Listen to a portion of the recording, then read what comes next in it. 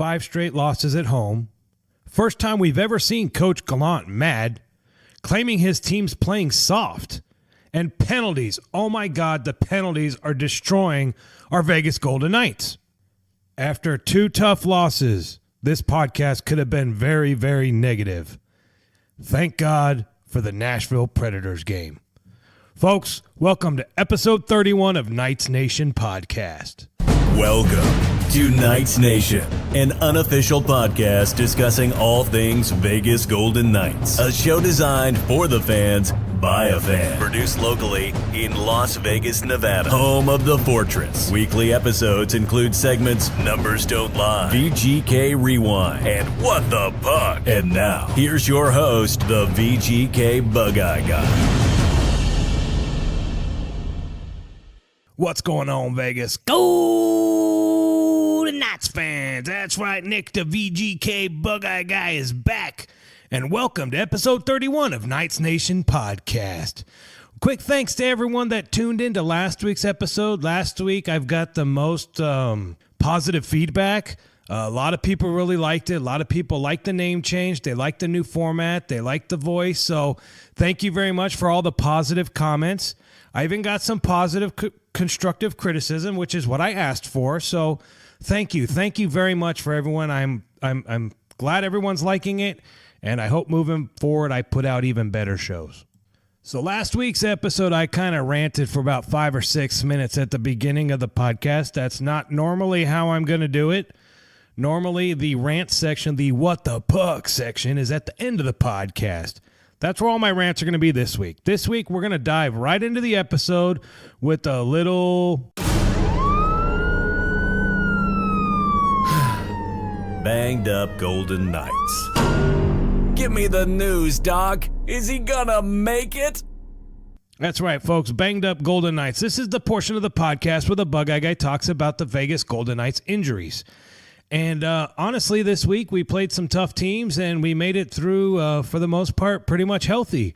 Nick Holden is still sitting on the IR along with Ryan Carpenter and then Erik Haula. Erik Haula is still on the IR, but the Bug-Eye Guy did see Erik Haula at practice this week. Now, relax, folks. Not like he was in gear. He was in his street clothes, just hanging out with his teammates on the bench, enjoying practice, watching. You know, it's got to be hard when you get hurt when you're hanging out with your friends and your teammates every day, and they continue to go on and travel and play games, and you're stuck rehabbing. So it sucks. It's good to see Erik Haula back at CNA. Didn't see him on the ice, but kudos to see him back. But other than that, that's really all that we've had. I mean, Subban's back. Subban looked really good. Carrier's been back. So looked great since he's come back up off the IR. Yeah, I mean, honestly, this short segment talking about the Vegas Golden Knights injuries, I'm okay with it being short. That's honestly good news. All right, so let's talk about the upcoming trade deadline. February 25th is when the NHL says no more trades. GM George McPhee needs to make a move. Does he? Something needs to happen? I'm just reading my notes here, folks, going, I don't know. Cam Talbot. Cam Talbot was a name that I was kind of thinking as maybe a backup goalie, because let's be honest, I've talked about it before. Malcolm Subban, yeah, he looked great against Nashville, but Malcolm Subban has always been hit with the injury bug. So maybe that was a consideration. I'm glad it didn't work out that way. I would have loved to see Oscar Dansk or Legacy back anyway. So Talbot got picked up, went to Philly. Edmonton brought back Sam Gagner. Now, these are all trades that have just gone on this week. No real big names yet. But there is 2 players that's names are linked out there that you're going to probably start to hear some rumblings on the NHL network or any kind of hockey news that you follow.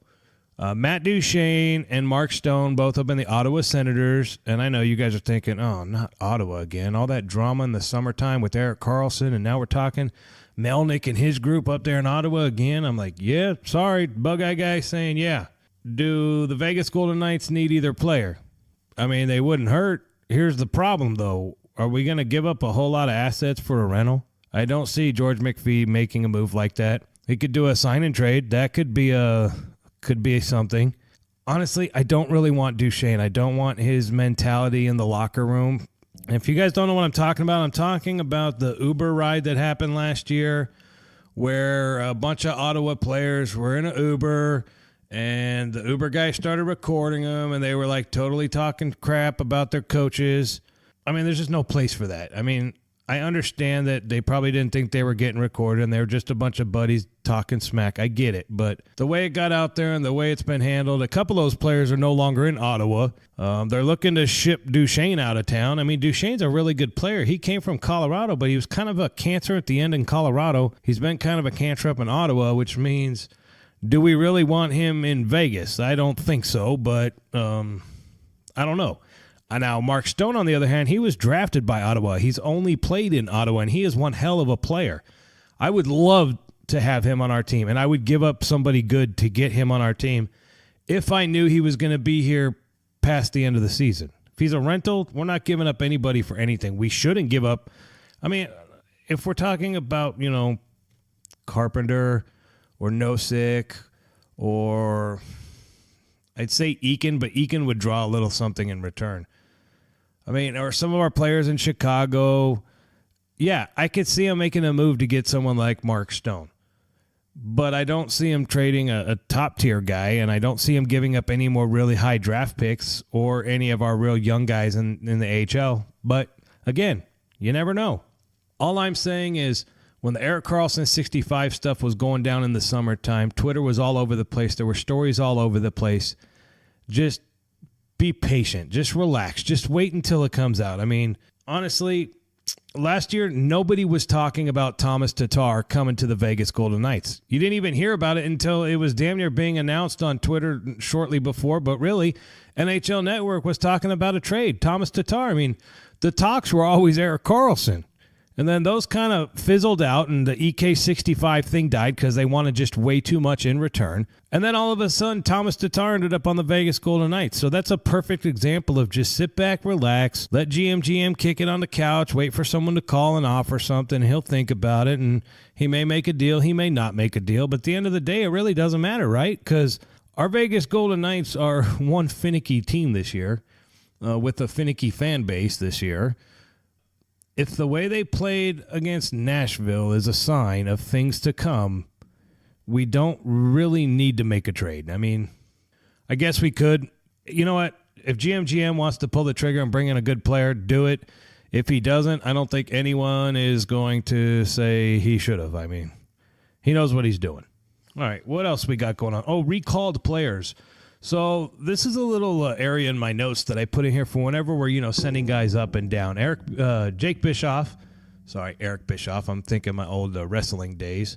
No, Jake Bischoff was called up last week from the AHL Chicago Wolves. He has not cracked the lineup yet.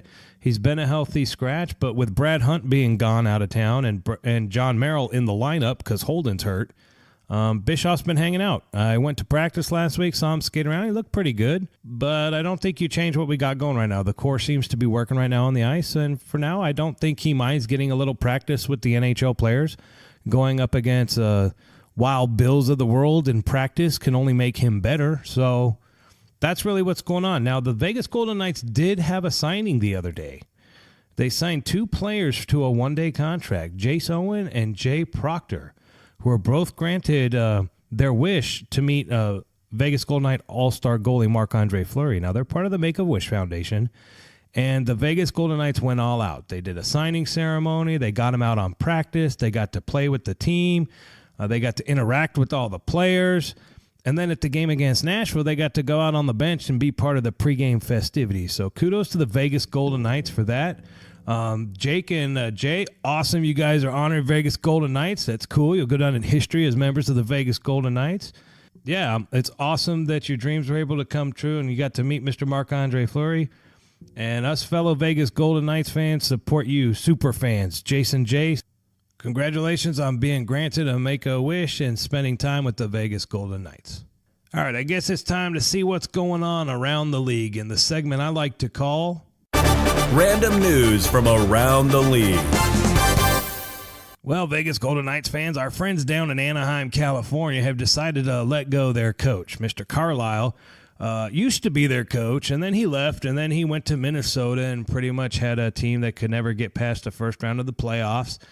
And then eventually Minnesota fired him, and he went right back to the Ducks. And, well, the Ducks, they started out really good at the beginning of the season, and then they've kind of just, I don't know, they're trying to fight their crosstown rivals, the Los Angeles Kings, to see who could be at the bottom of the division. That's not a good place to be. And don't get me wrong, the Anaheim Ducks, they have some very talented players. That Raquel kid, he's a good player. They're a lot like the Blackhawks. They're a lot like the LA Kings. I'd say the St. Louis Blues, but they've kind of turned that organization around. They're old school Western Conference hockey. They're big, tough, physical, and newsflash, they're a little slow, and that's their problem. Now, they have an all-star goalie in Gibson. Don't get me wrong. He is an all-star goalie, but if you've seen the goal scorer and you've seen the goal sheets and go, how did he give in 6 goals in the first period? Or how did he let 5 goals go in against that team? Well, it's simple, folks. His team doesn't really play any defense. And when you don't really play any defense and you have 2-on-1s and 3-on-1s coming at you all the time, there's a pretty good chance you're going to let some of those in. It's simple math, folks. 3 against 1 is not really fair, especially when the 3 that are moving forward at a relatively high rate of speed, and you're standing there guessing that they're going to shoot it a certain way and hope that you can move your body to react in time on a 3-on-1. Ducks, no defense, lots of goals get in, you lose a bunch of games, and your coach gets fired. It's just how it is.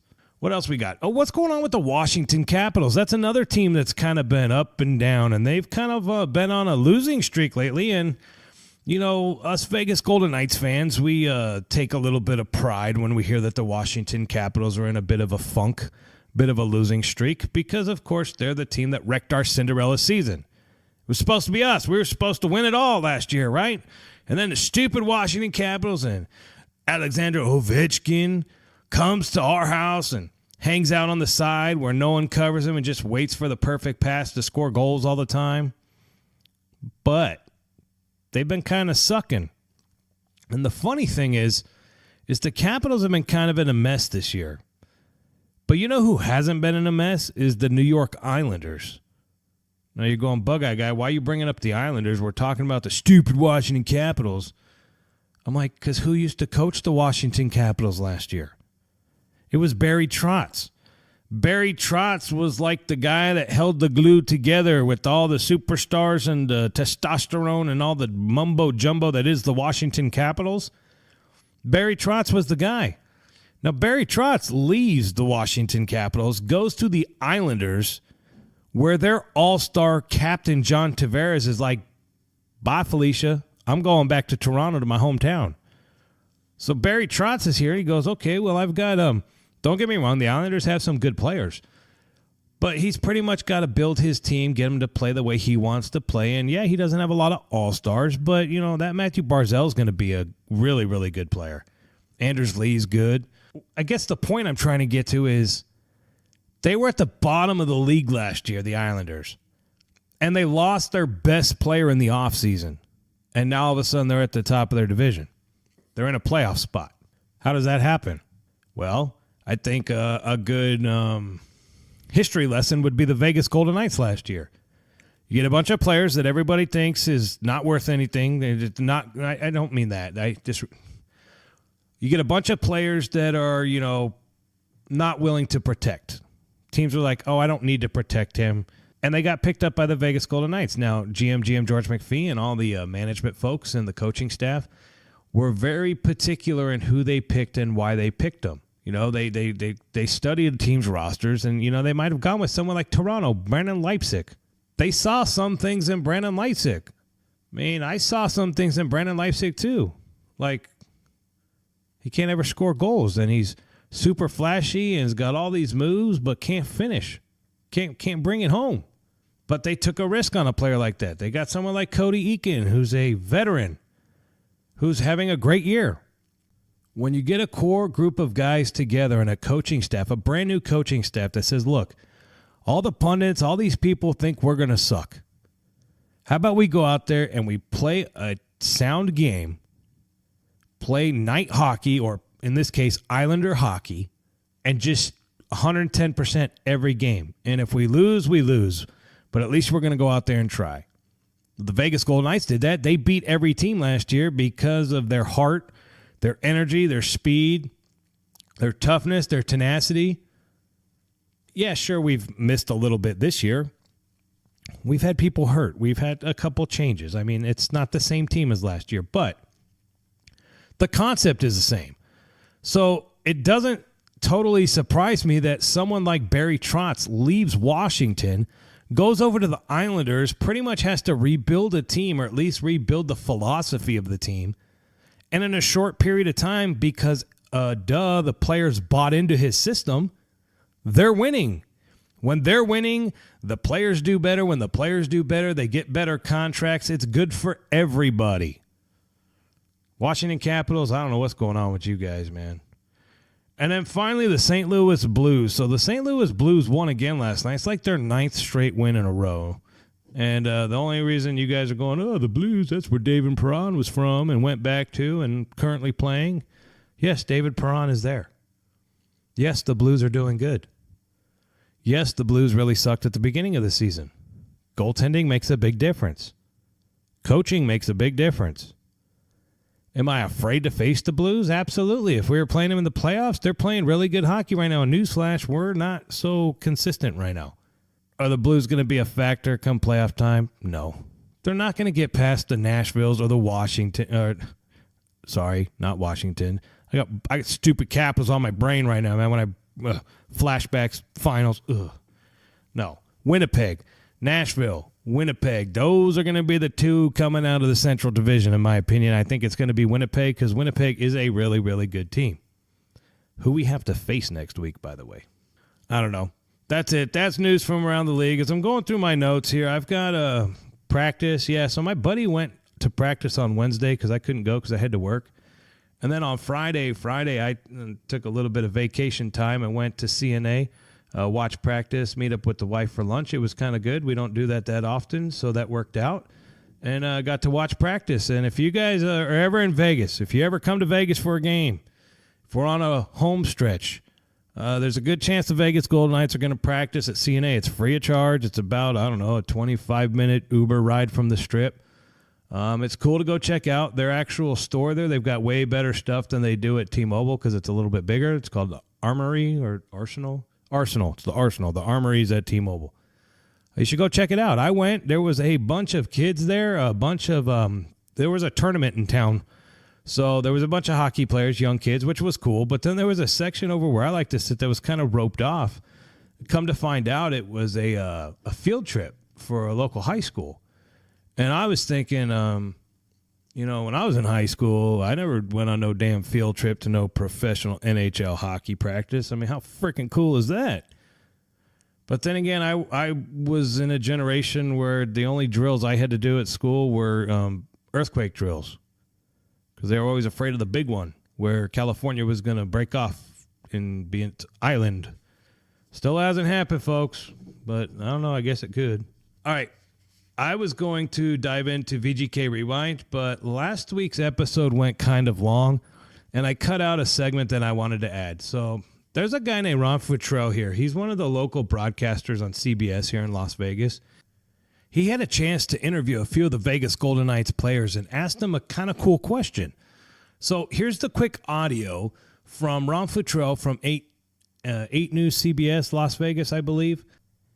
Here's Jonathan Marchessault, Nate Schmidt, and Shea Theodore as to how they ended up being 81, 88, and 27. Take a listen. Taking a look inside the numbers in tonight's striking goal. All right, Brian and Christiane. Yes, hockey is all about the numbers. You've got points, you've got goals, you have assists, you have team points. That's how you get into the playoffs. But the numbers we're talking about tonight are the ones on the players' jerseys. The tough choice of picking out a jersey number. Now, for some Knights players, their jersey numbers mean a lot. For others, not so much. Is there a reason for 88 for you? Honestly, none. I got it when I went to my first development camp in Washington.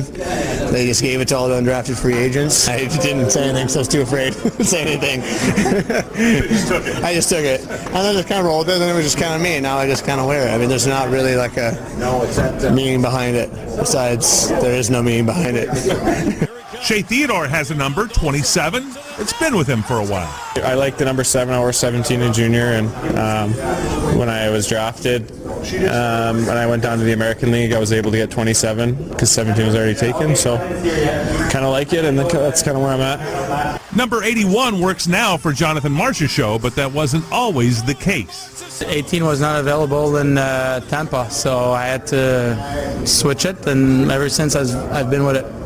Been good for you? I think so. I mean, I was 42 at the beginning in Tampa, and after I was 81 by the end of the year, and in Florida I was 81, and last year 81, so it's been good, I think. And the number that has the most significance, the 26 of Paul Stastny. That's a number his Hall of Fame dad wore when he played in the NHL. Mentor, that was his number, and then as long as I remember, I always had that number. And then if I didn't have that number, if it was taking another team, then I would maybe take something that my brother had or my uncle had, because those are all the people I kind of grew up idolizing and kind of mentoring me. Yeah, so now Paul's kids wear.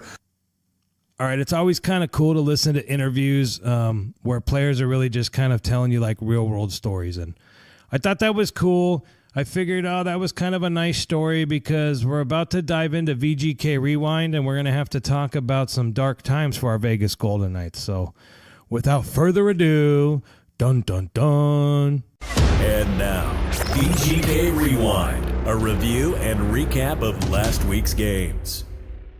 That's right, Vegas Golden Knights fans. Welcome to VGK Rewind, that portion of the podcast where we recap and review the Vegas Golden Knights games since the last week's episode. Now, what do we have this week? Well, we had the Arizona Coyotes coming to town, and everyone's thinking, oh, cool, Coyotes coming, that'll be an easy win. Not. Then we had a tough team come to town. We had the Toronto Maple Leafs, and I warned everybody last week's episode that be on the lookout for some questionable calls in the Toronto game. And I'm not telling y'all I'm a psychic, but I must be a psychic because we had some bad calls in that game. And then finally, we're going to wrap up this week's episode with a recap and review of last night's game against the Nashville Predators. Now, that was a good game.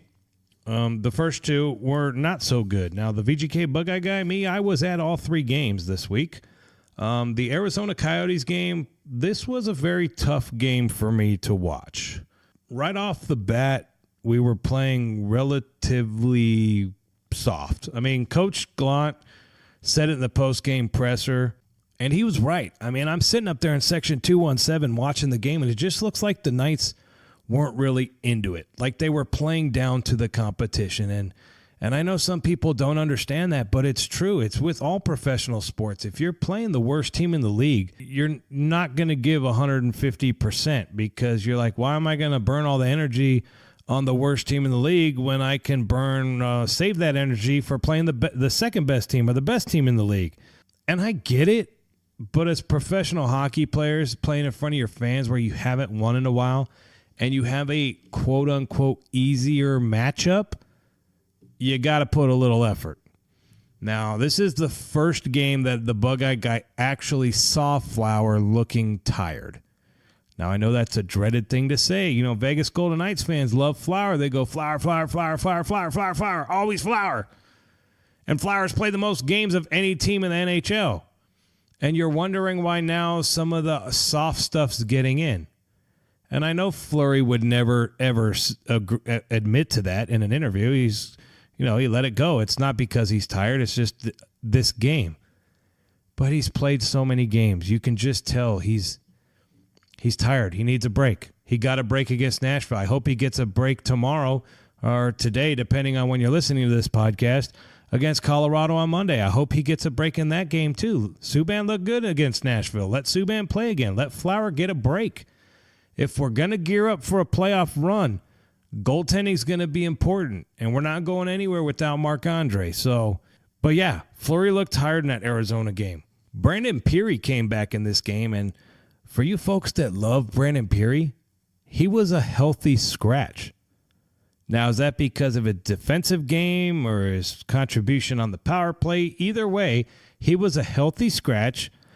Coach Gallant gave him a chance, brought him back in. He actually played relatively good, and he even scored a goal. Here, take a listen. Lindbergh, and as you said, Shane, it was right after Ryan Reeves had a real good opportunity at the other end. Miller looking, This is it off to Merrill. He'll sweep it to the open corner. Now Peary. Wrist shot. Score! Just like that, Brandon Peary gets the Golden Knights back within one as they respond 29 seconds later. Now, other than that goal, not much else was good. There was way too many penalties. This was the 4th loss in a row to Fortress, and 2-6 in the last 8 games. We needed to win this Arizona game. We did not show up in this Arizona game. Well, Schmidt's got a goal. You want to listen to Schmidt's goal? Here's Schmidt's goal from the game. Osterley behind his own net. That's where he lost his stick. Stastny has the puck. Squeezed off by Osterley. Tucked with the body on. Cousins to keep it alive. Patrick, short pass in the middle. Schmidt, wrist shot, score! Nate Schmidt jumped into the rush. He beats Kemper to tie the game at 2.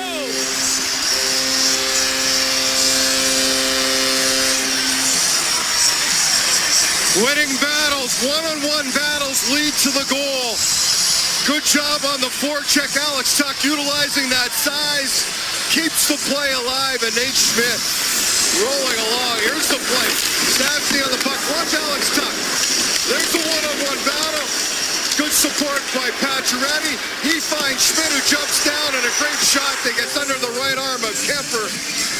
And Nate Schmidt, with his 6th of the year, ties the game at 2. Quick little wrister. That might be one Kemper will get once back. But Schmidt able to beat him here late in the... I mean, I had to throw in those 2 positives because we lost to the Arizona Coyotes. We never should have lost to the Arizona Coyotes. After the game, most of the time the reporters go down there, the coach briefs the team or whatever, and then eventually they open the doors, let the reporters come in. Well, after this game, coach was in there for a little bit longer, so it took a while for the reporters to get in there. The reporters did finally get in there. They asked the players some questions, and eventually it's time to go up and interview Coach Gallant. Now, Coach Gallant gives his interviews all the time, and Ken Bulkey from Simbin.Vegas, I talked to him at practice the other day. He's a nice guy. He's a reporter. He has a job to do. His job is to cover the Knights, and his job is to ask the questions both when times are good and when times are bad. The way he words his questions sometimes, I can kind of see why some people might get annoyed sometimes. But, hey, it's his way, and kudos to him for being that way. But he asked a question like, hey, you were in there a little bit longer. What's going on? And Gallant kind of snapped at him. And then Ken from Sinbin is just kind of going, well, you know, I heard from Schmidt, blah, blah, blah. And then Gallant's like, figures, I'm not telling you nothing. And pretty much pouty face, kind of awkward, short press conference. Now, I get it. As a fan, as the bug-eye guy, as Nick, the hockey-loving guy, I get it. The interview, the question, you know his team just played soft as shit. You know his team just went out there and gave no effort. You know his team left his goalie hung out to dry. You know the team took stupid penalties. Yes, they're in a rut. They're in a funk. And the way you sometimes ask those questions, I mean, I know what he was doing. He was looking for a reaction. He got exactly what he wanted. I mean, Gallant got to snap because he really wanted to snap at someone.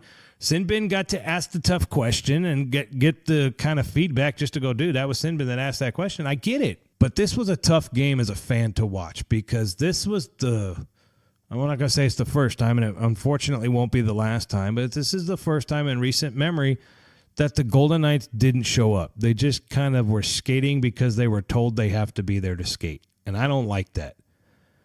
I went to Arizona twice this year to watch the Vegas Golden Knights, and we went to their house. Our fans were louder than their fans, and we beat them both times. Then they come to our house, to the Fortress, the loud building in the NHL, and that's the kind of crap we get. I mean, really? That Coyotes game was our 4th loss in a row at home. That sucked. I haven't gotten to chant victory is ours, go Knights, go in the stairwell, walking back to the car. Nothing. 4 in a row. Here's what, let's listen real quick. Okay, so we talked about the Sinbin stuff. Here's what Coach Gallant had to say following the soft-ass play of his Vegas Golden Knights against the Arizona Coyotes. Ken Bulkey, Sinbin.Vegas. A couple of guys said that you stuck around in the locker room a little longer than normal. normal. It's not common for you to do that. What kind of what's your message after the game? What guys? What guys? Ken Bulkey, Sinbin.Vegas. A couple of guys said that you stuck around in the locker room a little longer than normal. It's not common for you to do that. What kind of what's your message after the game? A couple players says? Yeah. Typical.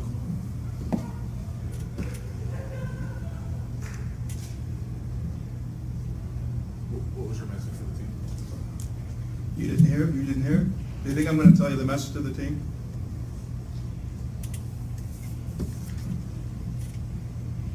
None of your business.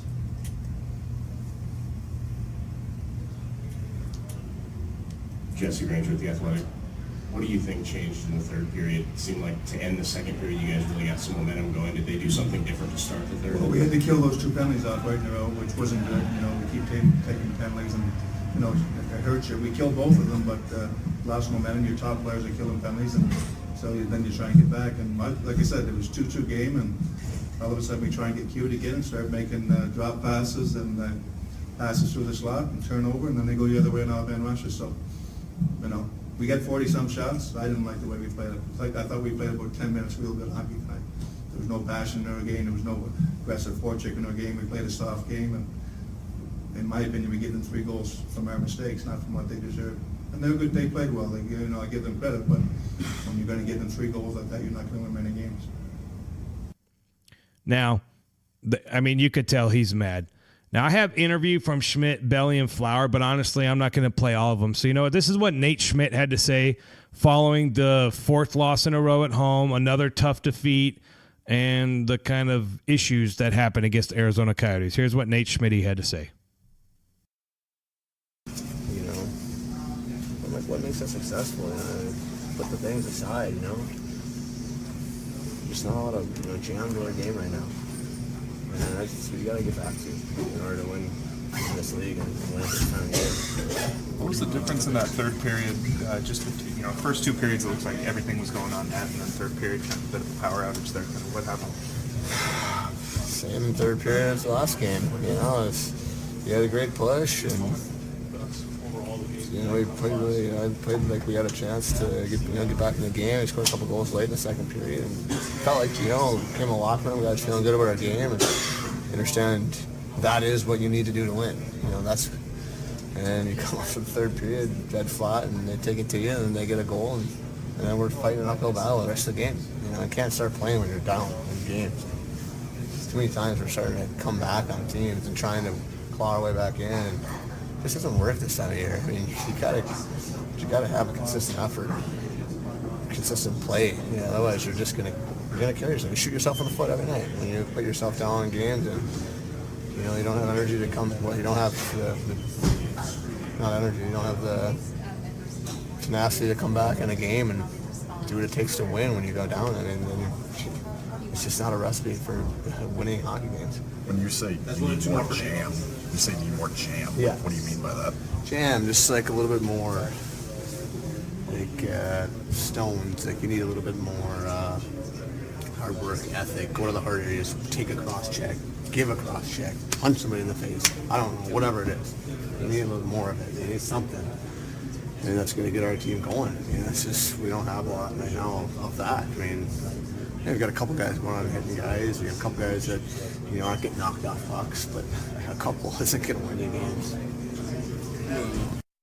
So, yeah, that game should have been way better. We should have showed up and played. That could have been an easy 2 points. And I take that back. There's no ever 2 points easy. I mean, at any given game, any given team can be beat. But the Vegas Golden Knights didn't even show up for this game. And now, Thursday, back at the Fortress, Valentine's Day, cold as crap outside day. The Toronto Maple Leafs come to town. Now, instantly, as soon as I pull into New York parking garage and start walking in towards the Fortress, I notice something right off the bat. There's a lot of blue. Like a lot of blue. A lot of Toronto fans made the trip to watch their Maple Leafs take on the Vegas Golden Knights in our Fortress. A lot of people on social media were a little upset about that. I'm personally, I will say this, I personally sold 2 tickets to the game. I sold them on flash sheets. I had no idea if they were Maple Leafs fans or Golden Knights fans because that's not a box you can check on flash sheets. Like, hey, I only want to sell my tickets to Golden Knights fans because It's kind of a dick thing. I like to go watch games on the road. I like to support our team on the road. But a lot of people don't like that when Vegas Golden Knights fans do that.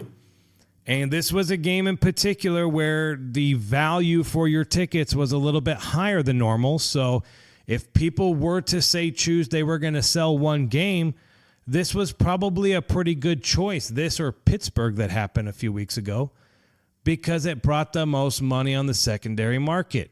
Now, immediately some people freak out, go, I can't believe you're selling your tickets for a profit.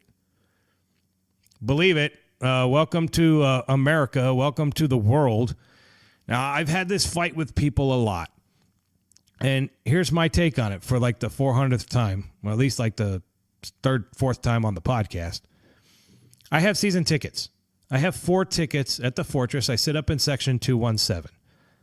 I cannot physically go to every single game, at least all 4 tickets. Point being, my kids are in school. They're young. They don't go to hockey games, 7 o'clock games on a school night because you don't get home till late. And there's stuff like sports and homework and studying, and there's stuff that you can't go to hockey games all the time. Now, sure, sometimes if, say, my daughter's favorite player was coming in, then maybe we would go to that game. But for the most part, we don't do it. Now, the wife and I still like to go, but we've given tickets away. We've sold tickets. And in this particular game, we decided to sell 2 tickets because we could get enough money from those 2 ticket sales to pay for a couple of games for us. People do not like that, but people also don't understand that. You know, Vegas Golden Knights fans, season ticket holders in particular, we have a payment due coming up in 3 days. On the 20th of February is when our first payment comes out for next year's season tickets. Now, last year they gave us a payment plan, no interest, which is nice of them, over 8 months. Well, this year that's been reduced to 6 months. So if you had 8 months to pay a number and now you only have 6 months, well, guess what? That means your payment goes up. Your payment goes up, and on top of that, they've decided to increase season ticket prices. My section, it's a modest increase. I'm not really fighting. I'm not really bitching. I think it sucks that I've gone up a pretty huge percentage in just 2 years, but I get it. I'm willing to sign up and pay the money because I enjoy going. No problem. But people are selling tickets because they got payments due, payments that may be a little bit higher than they were anticipating. So it's a great tool to say, hey, I'm going to sell 2 of my tickets to the Toronto game, and that money's going to bring down a couple $100 on my season ticket payments. So people get mad about it. People are real upset that on TV you could hear, the Maple Leafs chants. And yes, they were loud, but a lot of those chants were loud after they took the lead and the game was kind of ending. Honestly, here's the deal. Here are my game notes from the Toronto Maple Leafs game. Right off the bat, I warned everyone last week about the officials. Well, right off the bat, I was right. The Vegas Golden Knights had 6 penalties in this game. Now, 3 of them were probably legit. 3 of them were flat out Toronto looking out for Toronto.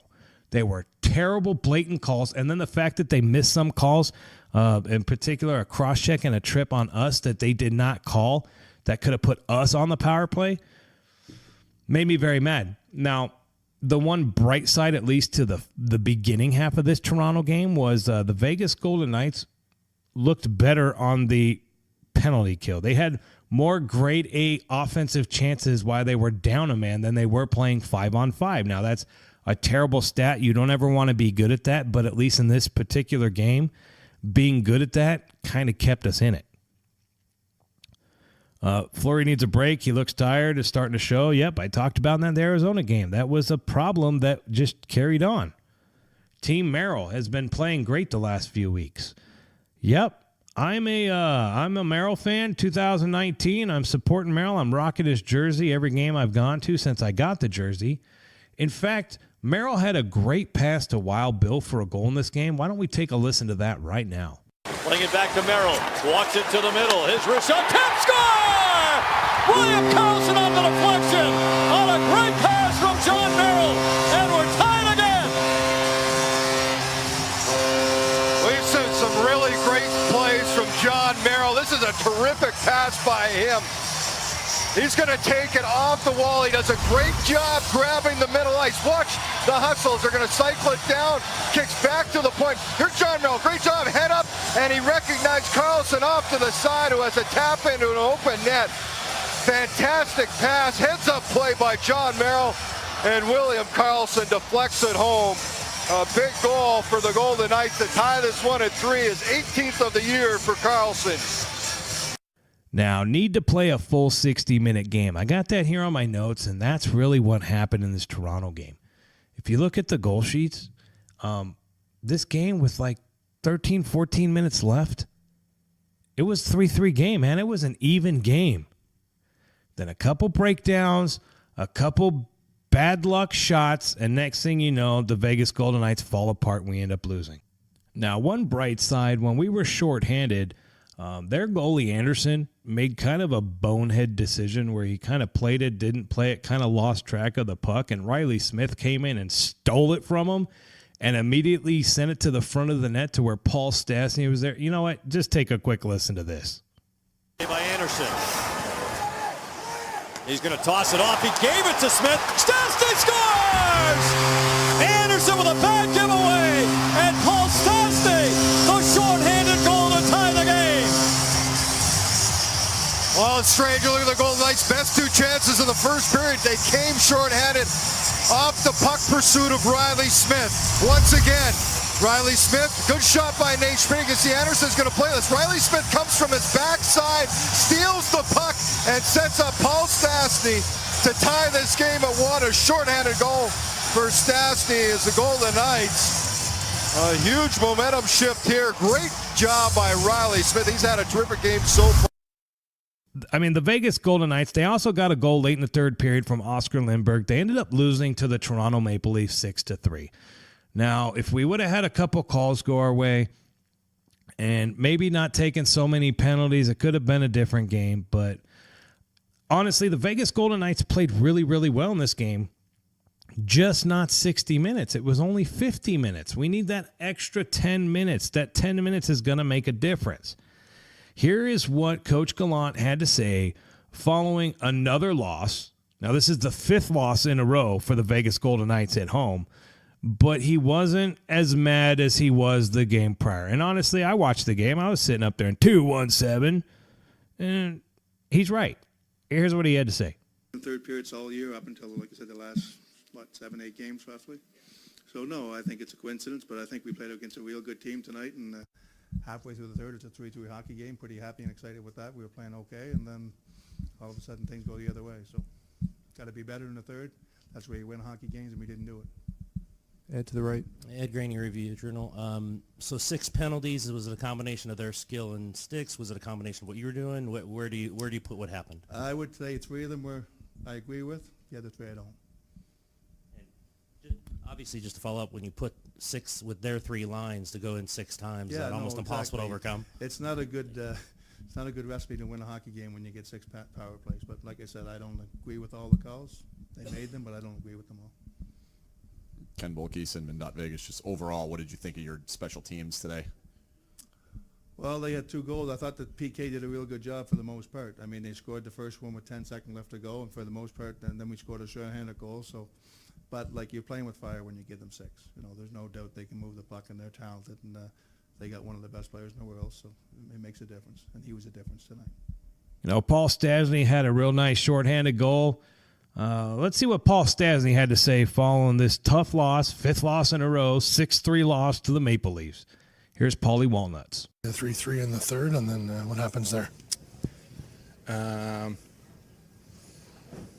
to think, 4th goal was a point shot.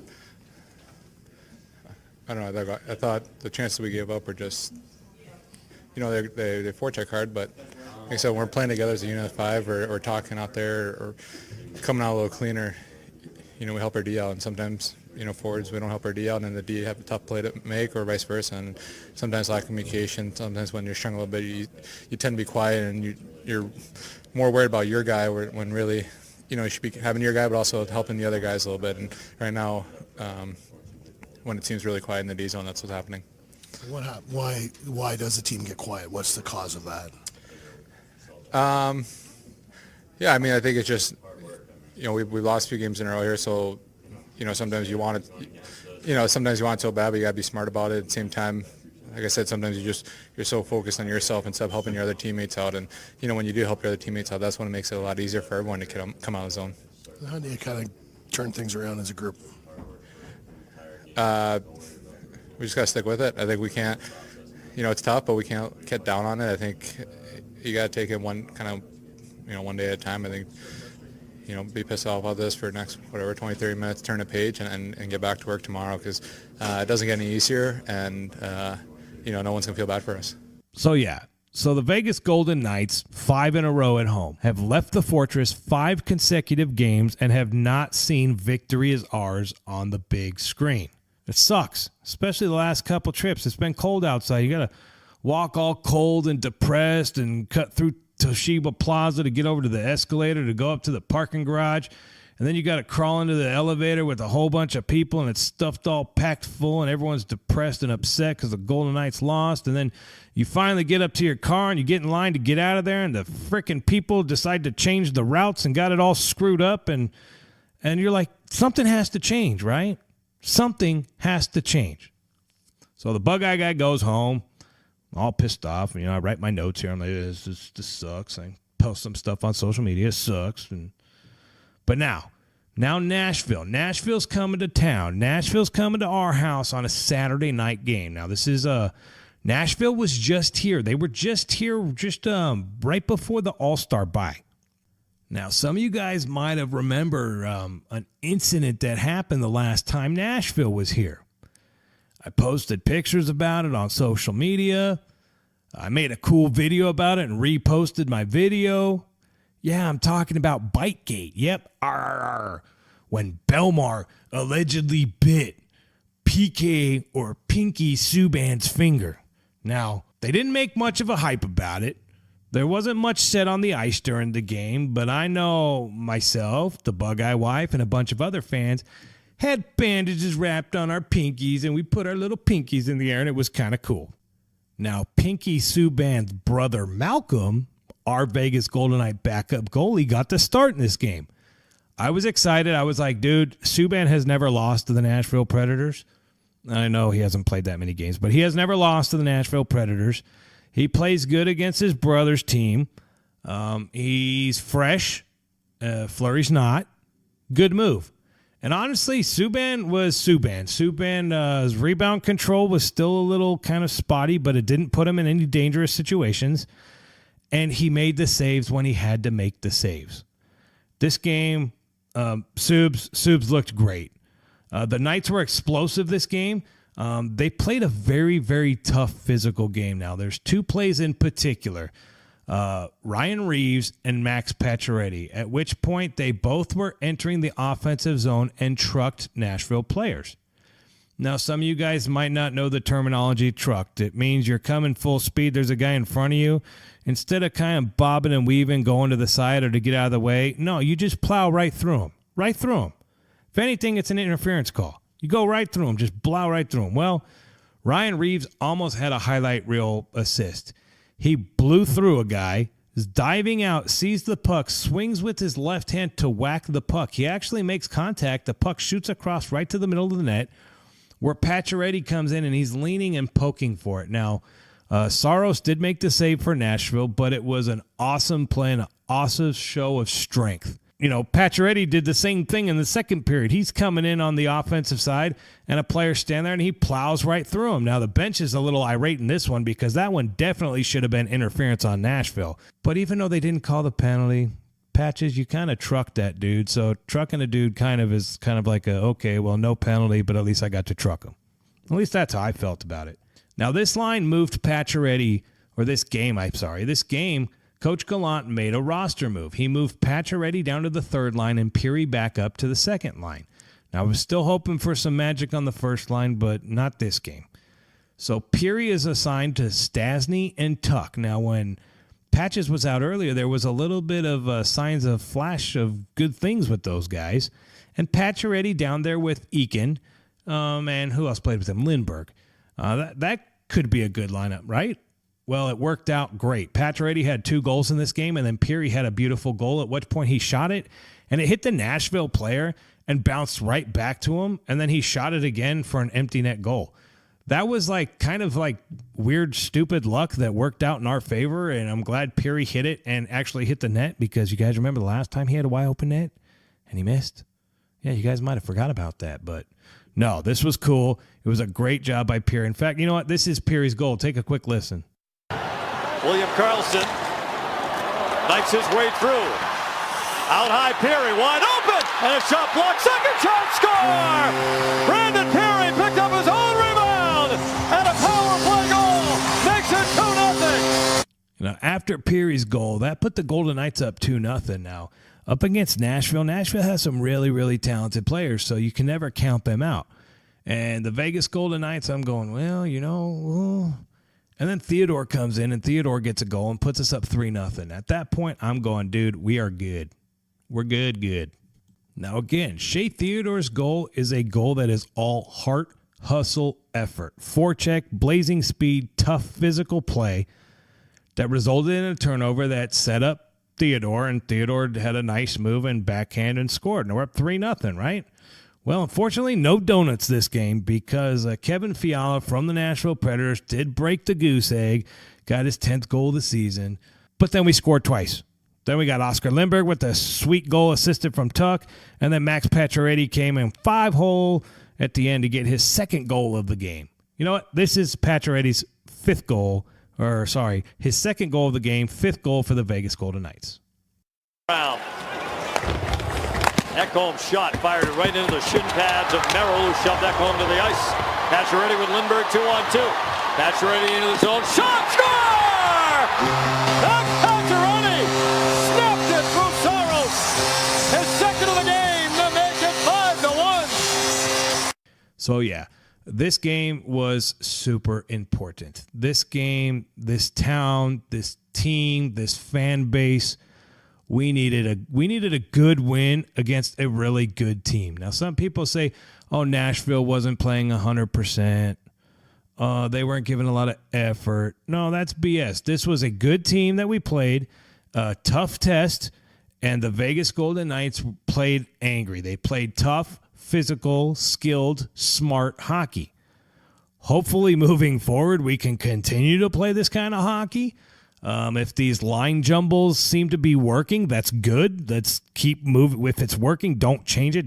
If it ain't broke, don't fix it, coach. So hopefully this team that we saw against Nashville, because that kind of shows flashes of last year. I'm going, man, if this is what we got to look forward to, then I'm all in, dude. That's dumb. I'm all in already, but no, I'm like really all in. If we're going to go back to playing killer forecheck, blazing speed, tough physical night hockey, then hell yeah.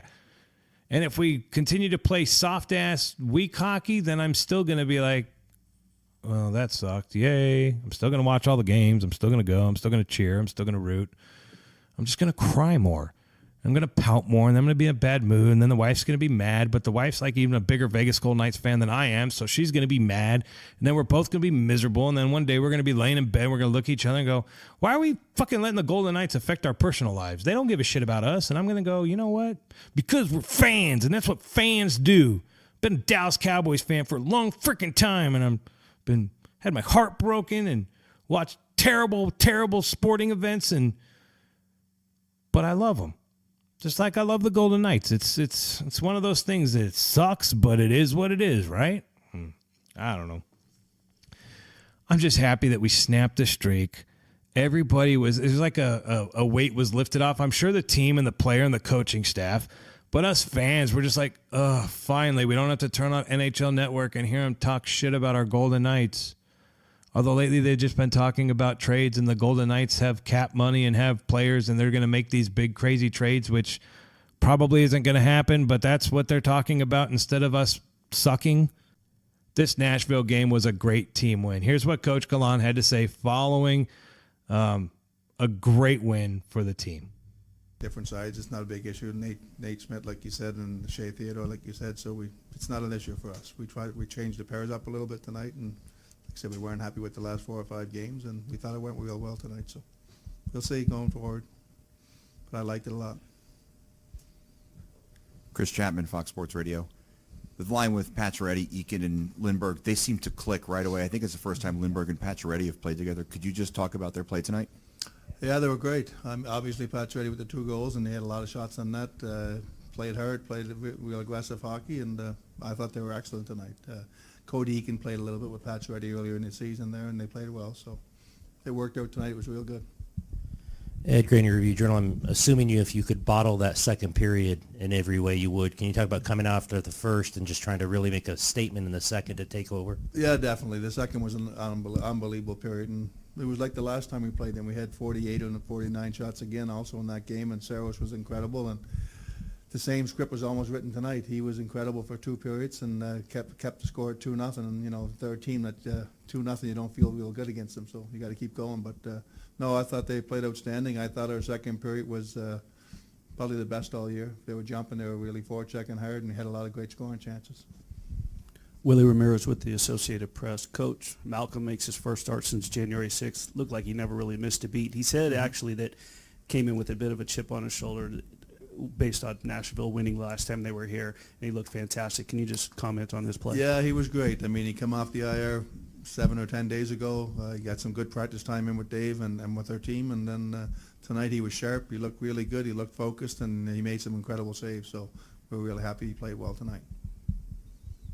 Jesse Granger with The Athletic. A couple guys mentioned that playing with guys they don't normally play with got them talking more just because they aren't as comfortable. Is that something you hoped for? Is that part of it? Well, I wasn't thinking of that, but it sounds real good because there's nothing a coach likes more than communication on the ice, so maybe I'll do that every game if it works that well. But no, it was good. I mean, like you said, there was different lineups tonight, different guys play with different people.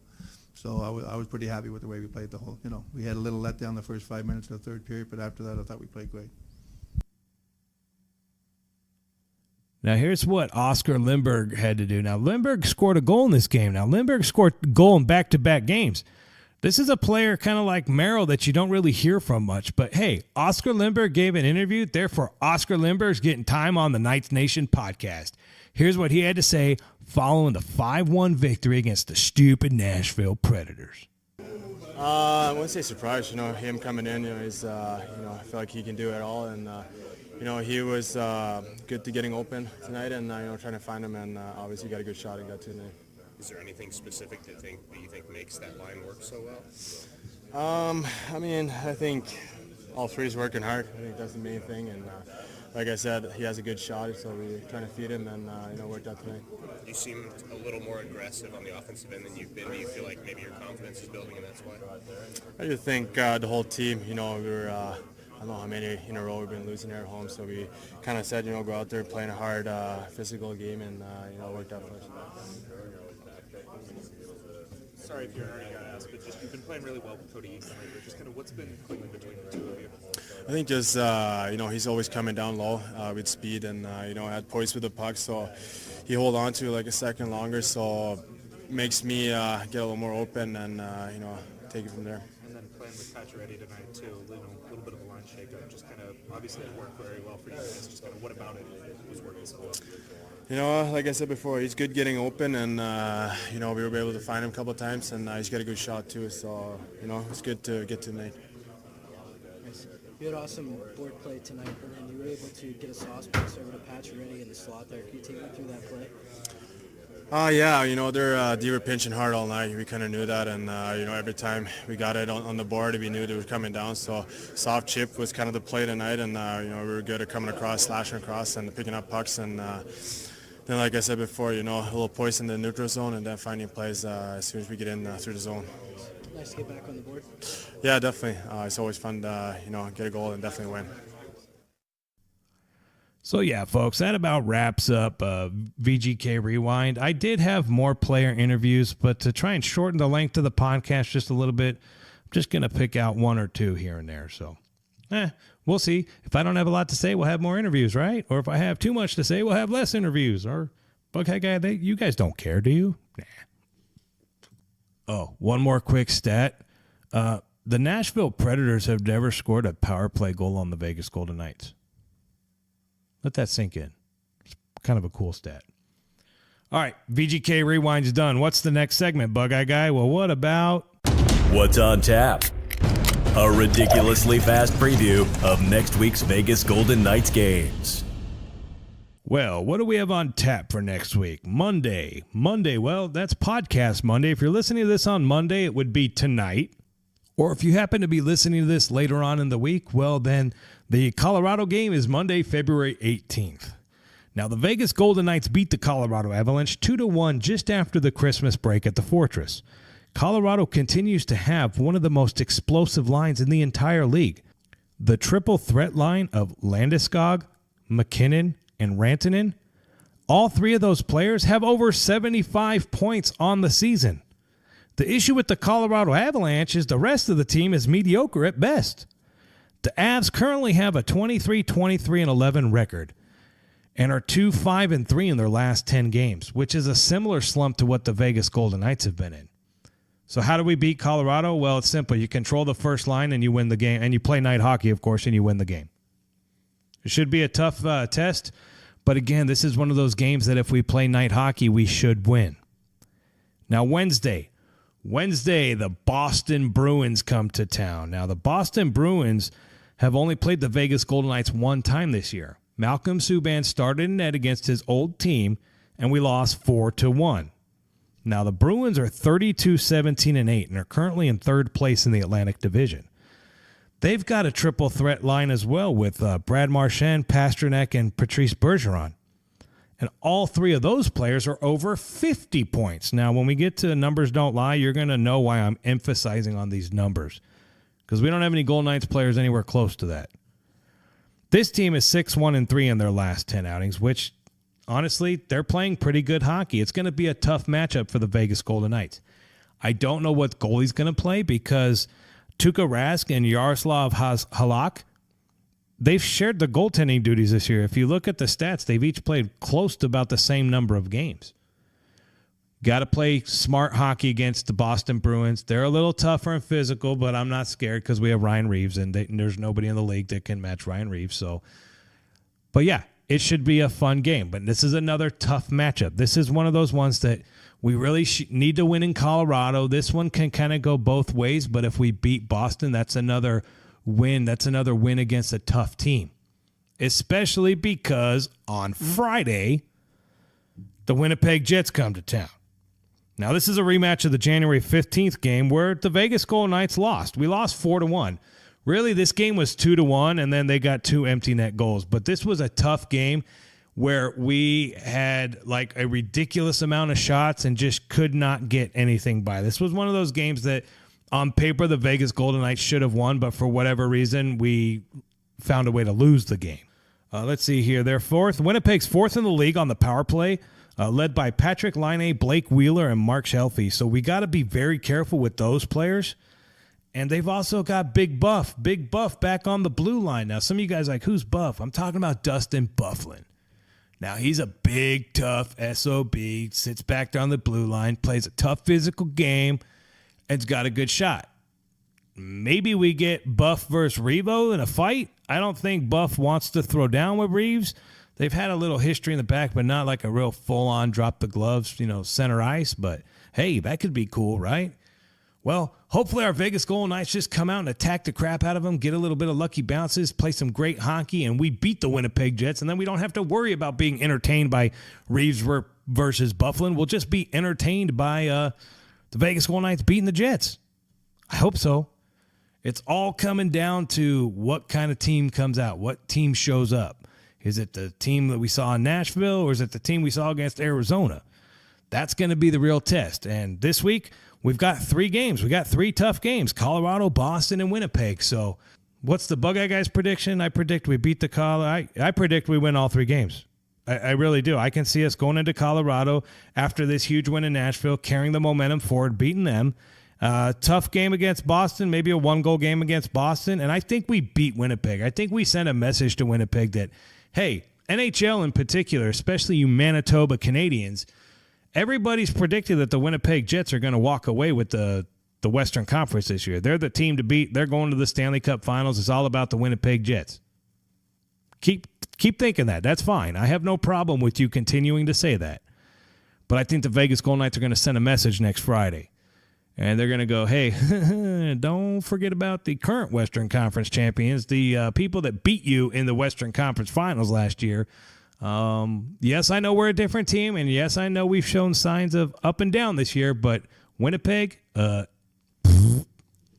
just have to wait and see, won't we? All right, it's time for that boring numbers segment. You know that segment you guys love. Get ready for Numbers Don't Lie, the segment of the podcast where your host is about to bore you with player and team stats that you probably won't remember. All right, let's dive right in. I'm going to change up the order here real quick. Let's talk about the division. So we're kind of having that problem again where Vegas has currently played 60 games, where San Jose's played 59, and Calgary's only played 58. Now, Calgary and San Jose are both tied with 77 points. Vegas Golden Knights, we've fallen a little bit behind the 1 and 2 for the Pacific. We have a safe cushion for third place in the Pacific Division right now with 68 points, with Vancouver behind us. Played the same amount of games with 59 points. So really the trick is to make sure that Vancouver in 4th or Arizona in 5th don't catch the Vegas Golden Knights. It would be great to gain ground on Calgary and San Jose. Trust me, I understand that. But at this point, we really need to focus on making sure Vancouver or Arizona don't leapfrog us. Team stats. Let's talk team stats. So the Vegas Golden Knights right now, goals are averaging 2.97 a game, which is 15th in the league, which is middle of the league. Shots on goal, we're 3rd in the league. Nashville, we had 50 shots on goal, which is crazy. Power play, our power play, which I think stinks, is 20th in the league. We're 20th. We're 18% on the power play, so we're at the bottom half. I don't know why we struggle on the power play. We have good players. I don't know why we just set up the Ovechkin play like everybody else does, but for whatever reason, we can't do that great on the power play, whatever.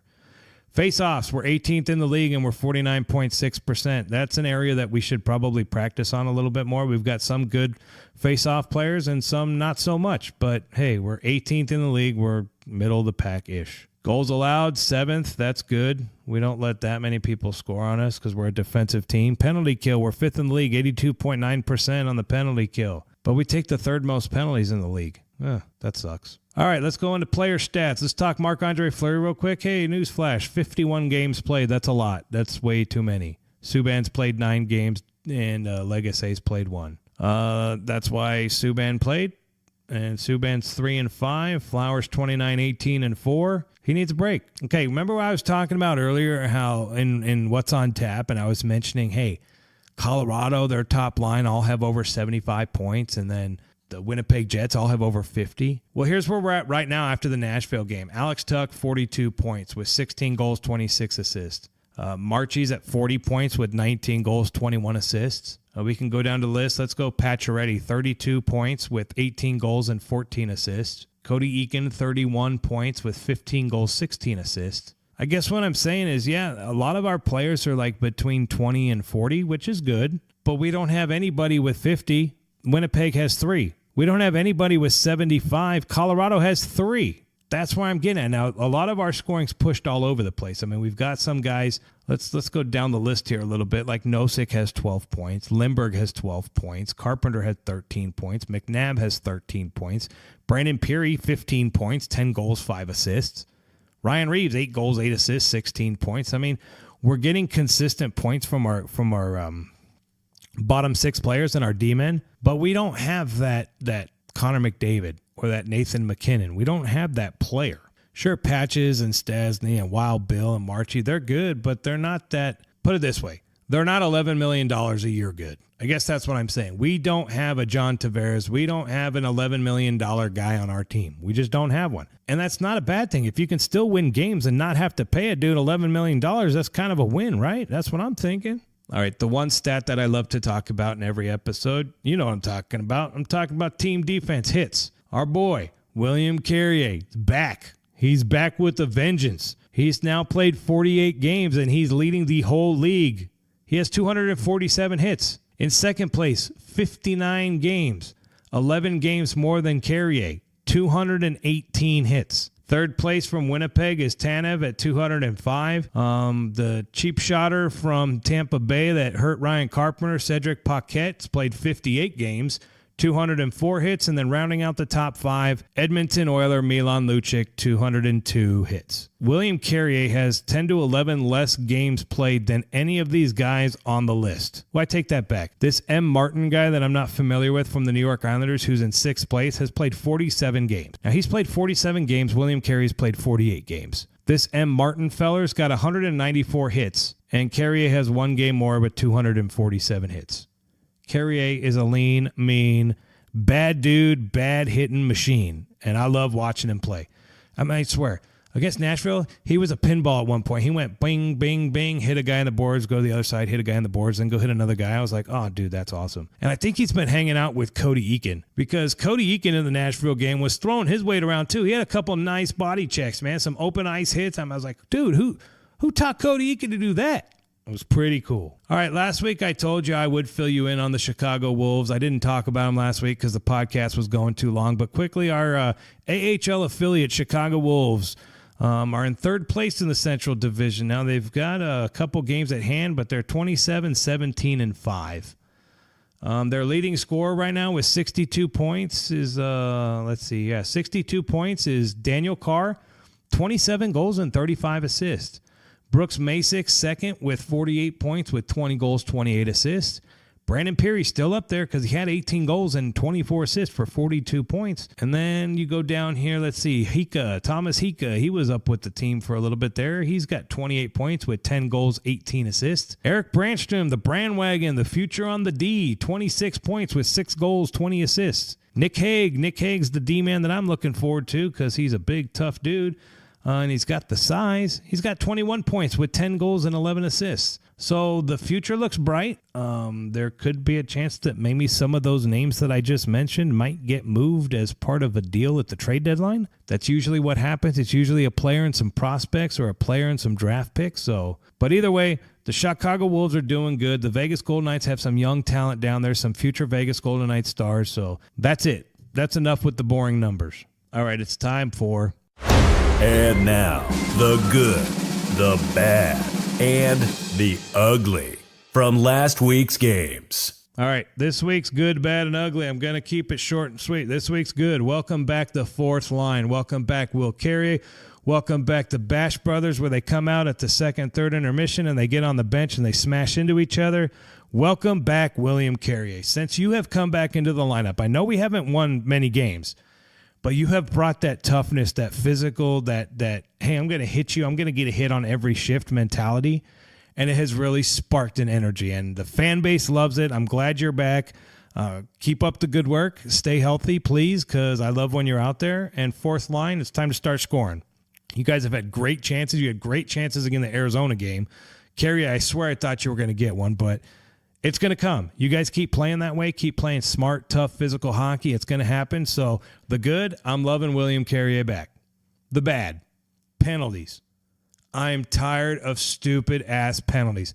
Now, I know I'm a fan, and I know I tend to complain a lot because I'm a biased fan.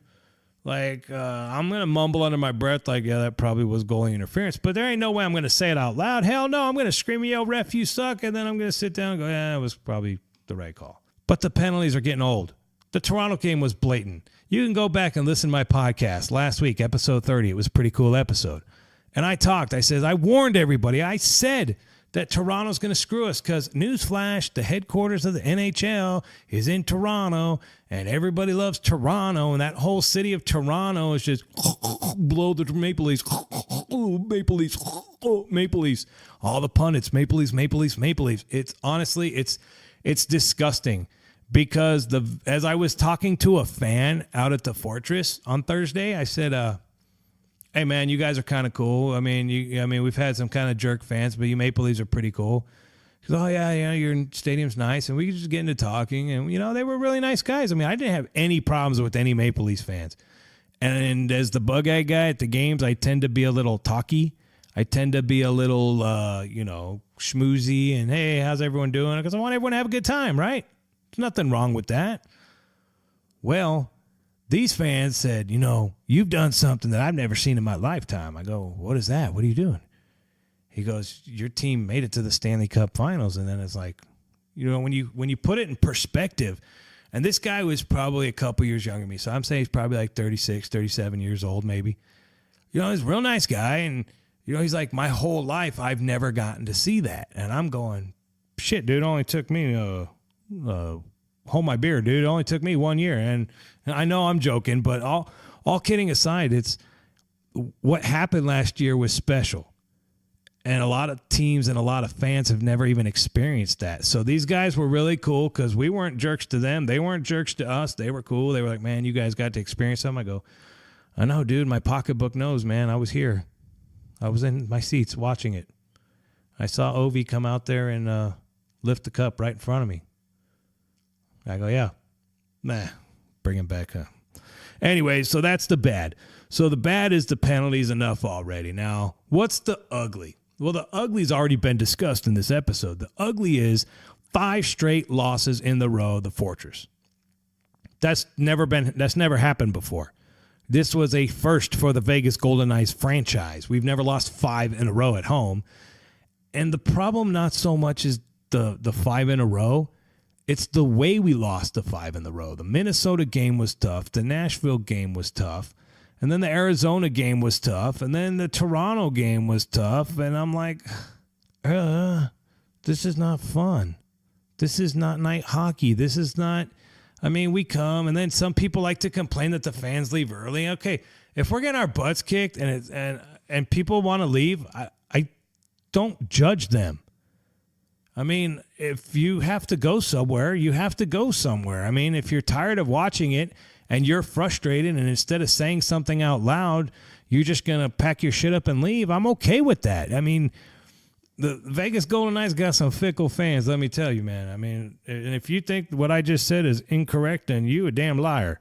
Or you blind or something, because our fans are fickle big time. Go on Twitter, go on Facebook, go on Instagram after a loss. I'm telling you, it's a bunch of word vomit. It's all over the place. Oh, my God, it's the end of the world. No. But when you play at home and you have to lose 5 in a row, people tend to be a little negative. Hell, Coach Gallant got pissed off and snippy with reporters. When have we ever seen Coach Gallant get fired up? Never. So it's okay. He's human. The team is human. Us fans are human. But playing like shit in the Fortress is unacceptable for the VGKbugeyeGuy. Spend too much time there, too much money on your ridiculously overpriced concessions, and all I'm asking for is a little bit of home love. Now, I know that we were spoiled last year, and I'm a realist. I am a true realist. I understand that we're not going to win every game. Trust me. I understand that the ebbs and flows of games happen. I get it. I know the referees sometimes aren't going to be on our side. I understand that. But I'm tired of poor performances at home. Leave that shit for the road. Now, that being said, the Nashville game ended the streak. All is good. All is forgiven. Us Vegas Golden Knights are going to Colorado. Then they'll be right back home in the Fortress against Boston on Wednesday. I'll be there. I'll be up in 217. I'll be excited. I'll be ready. And I hope and I pray to the porcelain god probably that the Vegas Golden Knights continue to play night hockey, because I love night hockey. Don't worry, folks. We're getting to the end. We only got a couple more segments on episode 31. And you know what? How about this one right now? It's time for Funny Shit Fans Say.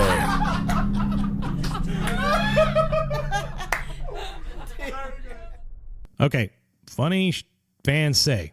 I love this segment because this is the segment where throughout the week, as I'm going through social media, reading the newspaper, or, you know, just pretty much anything Golden Knights related, if I come across something that cracks me up or somebody like being super over the top dramatic, I usually take a screenshot and write it in my notes. So as I'm honestly looking at my notes right now for episode 31, it says, what do people get signed by players? I said, man boobs. Okay. So this was a post that somebody asked, hey, what do most people try to get players to sign, like sticks or jerseys? And, you know, people were talking about all these authentic jersey sticks and all this stuff. And I was like, dude, if I had the chance to get something autographed, dude, I'd have my man boobs autographed. Well, actually, I believe I said man boob, like single boob. And then someone was like, well, I don't have one man boob. I have 2 man boobs. And I was like, duh, dude, Bug Eye Guy is not a skinny feller. I mean, I'm not a super big feller, but I'm not a skinny feller. and I might have a little bit of man boobs. And God dang it, if Ryan Reeves wants to sign my man boob, then he can sign my man boob. Now, the wife would look at me and go, dude, have him sign anything other than your man boob. And I'm like, hey, it's Ryan Reeves. If he wants to sign my man boob, he can do it. Get whatever you want signed. Get a puck signed. Get a jersey signed. Tons of people have jerseys signed because guess what? Most people are wearing jerseys, so you just turn around and have them sign it. The bottom line is, dude, who cares? Get whatever you want signed. If you freaking get a napkin at the freaking Waffle House and you go, I don't got enough to know you sign. Will you sign my napkin? They're going to sign the napkin. Jeez, man. All right, one other thing. People were complaining that somebody was cursing at the Fortress. Security got involved, and then some people were complaining about it.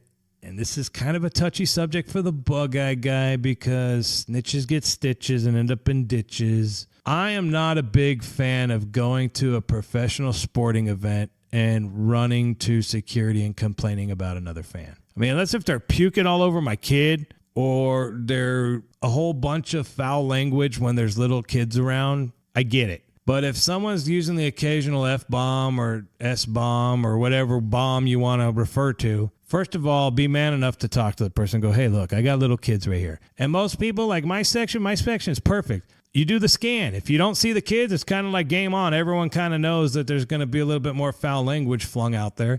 But we know when there's kids there, and when there's kids there, we tone it back. But this new generation of people that, oh, my God, I'm offended. I'm like, you're at a hockey game. What'd you think? We were at the opera? It's a hockey game. People are going to get mad. People don't like that we chant the goalie's name and then say sucks. So Saros, you suck. We used to do that for the Vegas Wranglers back in the day. I mean, Ottawa does it. I mean, Nashville in their house does it way better. But people want to say that it's disrespectful and it's mean.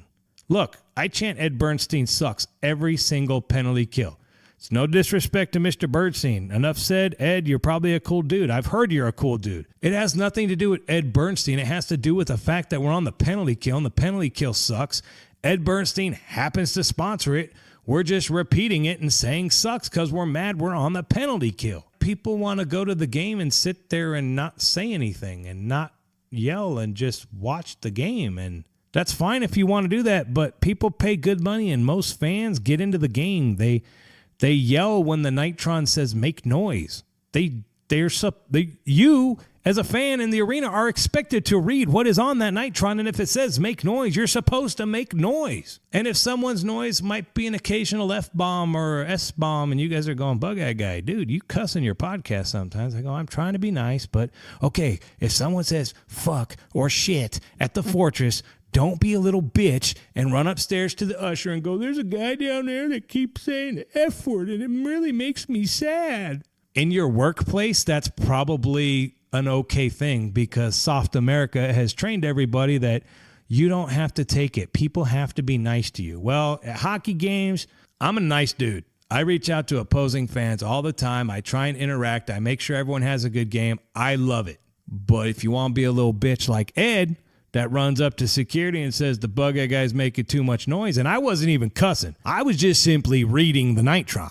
If you want to be one of those people, then you're a dick. And the Vegas Golden Knights fans don't need you there.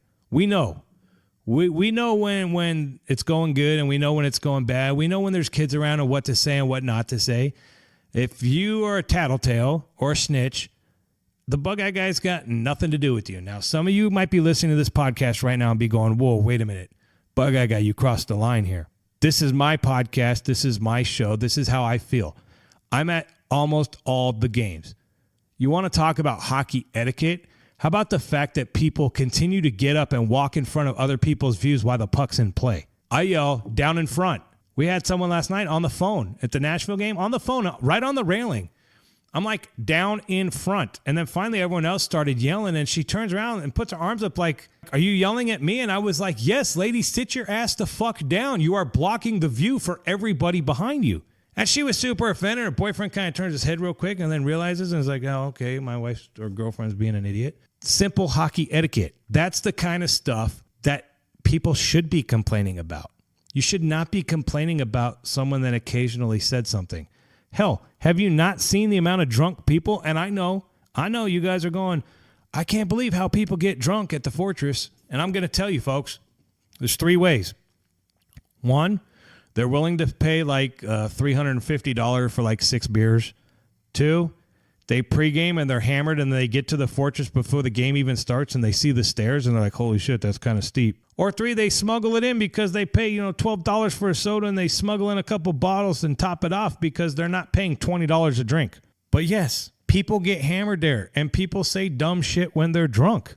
Don't go run into security. Unless if you feel that they're personally threatening you or it's going to affect your game. Maybe they'll move your seats. I mean, I would just go ask, but just don't snitch for minor stuff. And people some people agree with exactly what I'm saying right now. They're like, dude, Bug Eye Guy, you read my damn mind. I hate when people get up in front of me. I hate when people don't sit down. And if I'm going to drop the occasional fuck or shit at the hockey game, well, it's probably because some dumb shit happened on the ice. And I'm like, you fucking refs suck. That's probably what's going to happen.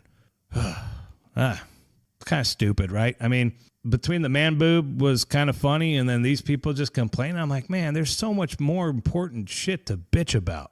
I mean, our Golden Knights, we've struggled of late. And the negativity is so, it's like the end of the world because we've lost a couple games. I'm like, no, it's not the end of the world. It's fucking puck luck. It's bad luck. It's 1 or 2 minor bonehead decisions that just happen to end up in the back of our net. I don't know. I think we're fine. I'm not worried about it. I'm not worried if we pick someone up at the trade deadline or not. I'm not worried about if we play the way we played against Nashville. Bug Eye Guy's good, dude. I knew the team was there all along. They needed something to change it up a little bit. If we can continue to play like that, dude, I am good. All right, I got one more quick topic I want to add into this funny shit fans say segment. Post yesterday. Can anyone please tell me why we have idiot glass slappers, who think it's necessary to stand against the glass and slap it as hard as they can every time a few players bunch up in front of them. The players ignore it and slightly think it's stupid.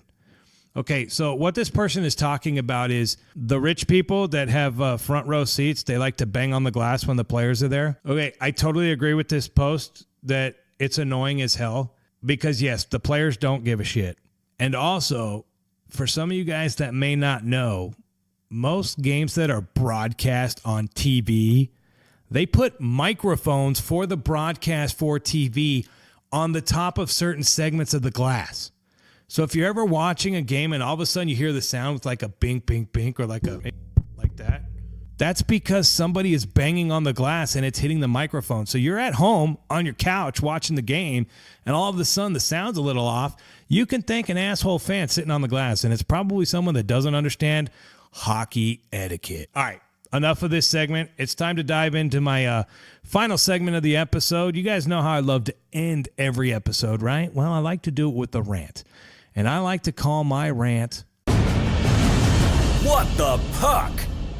Seriously, what the puck? All right, this week's episode, I had an interview set up. I was going to record it the other night, and my plans changed. So I wasn't able to get that interview for this week's rant, but I'm probably going to have an interviewed guest for next week's rant. It's a topic that's near and dear to me and my guests, so hopefully I can work out the logistics, and I can have that for you in episode 32. But are you Vegas Golden Knights fans familiar with the local Vegas artist Juan Muniz? He's the creator of the Lil Knight guy. You guys have probably seen, especially last year, he did a lot of his art drawings for games. He opened up a store. He started selling some T-shirts and some of his artwork. Everything was on the up and up. It was even reported that, he had signed this deal and he was going to be announcing a deal where other stores were going to be carrying his merchandise. Everything was on the up and up. And then all of a sudden he posted the other day a goodbye and thank you. And it's the Lil Knight walking away. You can see his hat's on backwards, and then you can see his helmet kind of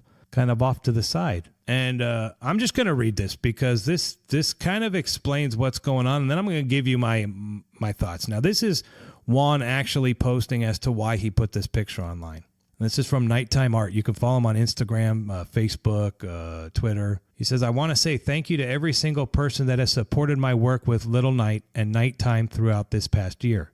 You have saved my life and given me another chance at living and supporting my kids. The amount of great response from an entire city for my art means more than I could ever express. With that being said, I regret to inform you that Lil Knight, Nightingale, and all my all my characters that I have created along with Nighttime as a brand are no more. I will not continue with the brand at all and possibly not create any more art with any of those characters. Earlier this year, the brand Nighttime was created to sell my art since the Knights organization did not want to partner up with or use Lil Knight in any way. I partnered up with a great person who helped me, had faith in me, and even took me in when I was homeless after the Misfits came out and was being sold all over. We created Nighttime with the intent of doing everything legit and only doing it if it was done on the up and up. For 8 months, I put everything I had into this company without taking home any income, working 7 days a week and never seeing my kids. It really hurt me mentally and emotionally, but I worked nonstop so that hopefully one day I would see the rewards of my hard work. Thanks to all of you, the brand blew up and was even picked up by a major retailer. We were planning to do something huge this March. Well, we recently found out that the attorney we hired never filed any trademark or copyright paperwork for my art or the brand, completely sabotaging my partner and myself. He also ignored emails and messages from the Knights who were requesting to meet about possible issues they had with my characters. The worst part is that all the while I was being told over and over that everything is okay, everything was legit, and not to worry, and that I shouldn't talk to anyone else because my attorney will handle it. Well, that guy is gone. He is MIA. And we have now learned that because nothing was filed, no paperwork was submitted, and emails, letters, phone calls from the Knights organization were repeatedly ignored, that now I cannot create and sell anything. So here's the Bug-Eye Guy's take on this. For one, I love his work. He's creative. He's an artist. Now, the Bug-Eye Guy, what I'm doing right now, creating a podcast, to me is art. It's audio art. My buddy Louie from VGK Coverage, he does video art. He does videos talking the Vegas Golden Knights. Now, the difference between someone like Louie and myself as opposed to Juan is creating the art. Now, it's his 100%. It's his artwork. If the Golden Knights have issues with his design a little bit, okay, maybe I can see that trademark, but okay, fine. But for me, I'm more of a freedom of speech kind of guy. I mean, I've got the First Amendment, the right to freedom of speech. I mean, I could say what I want. I mean, obviously I could be held for slander or libel or stuff like that, I'm sure. Go ahead and sue me. I'm the Bug-Eye Guy. I don't have shit. I don't make money at this, but that's fine. But Juan was actually selling his stuff. Now, the good thing about Juan is he has some other lines that were obviously not as popular as the Golden Knights themed stuff, but a lot of people are posting, we got to help Juan, we got to save Juan, we got to do something. Look, if Juan is telling everybody that it's not going to work, I mean, it's already too late, sure, people can go to Fox News and get on the rant and try and see if someone can help this guy out. I mean, the city loves him. That's the thing. And honestly, I think the Golden Knights love him too. I mean, what he did, I mean, he's a genius at the way he creates his characters and how he can tell a story on just a little picture. I think the Golden Knights are like, this dude screwed us over. Why would we help him out? I think once his story gets out there and he got screwed by a lawyer, which, newsflash, the Golden Knights are sponsored by every shady-ass lawyer in all of Las Vegas. I mean, you've got them all. They're on every commercial during every game. You even interrupt our games with that new lawyer guy. It just sucks that they get all this money from lawyers, but yet this guy who is just an artist that is just proud of the team and was helping everybody kind of got caught in the middle. And, you know, some people say, well, he should have done it. He should have known it. I mean, he said in that comment that he was homeless and was struggling to find money to pay for his family. People are calling him out. This dude's keeping it real. He's putting it out there. He's saying, look, dude, shit hit the fan. I'm in a tough spot. And I love doing this, and I've gotten screwed, and I continue to get screwed, and I don't get any money, and I don't get paid for anything. I'm like, dude, I get it. The amount of hours I spend on this podcast that you're listening to right now, there's no money. Folks, there's no money. Trust me. I do it for fun. Juan does it for fun too, but he's like, dude, I'm a super talented guy. People will pay for my art. I'm like, yeah, dude, people will pay for your art. Hopefully it gets worked out, but the constant post when he's already said it's not going to work. And then, I mean, honestly, if they did a GoFundMe, I'd throw him some because I'd support him, but I would rather buy some of his art. I'd rather buy some of his other art. He said he has working on this other project that's all about like mental illness and stuff and like sending messages of hope. And I'm like, dude, that's money, dude. I would be down with that. I don't have any walls in my house to put it, but I'll find a spot.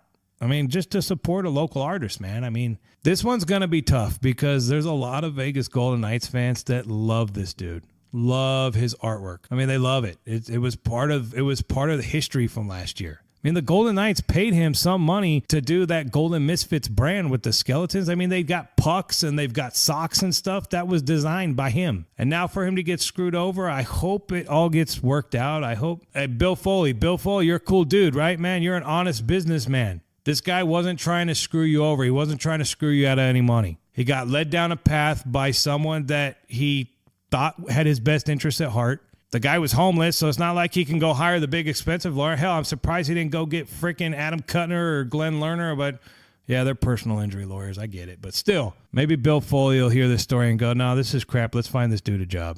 All right, folks, that wraps up this week's episode of What the Puck. I mean, I know it's kind of depressing. It's kind of sad. I'm just a little upset that the way it went down for Mr. Juan. I think he's a very talented artist, and hopefully everything works out. If it doesn't, hopefully this is a sign of better things to come.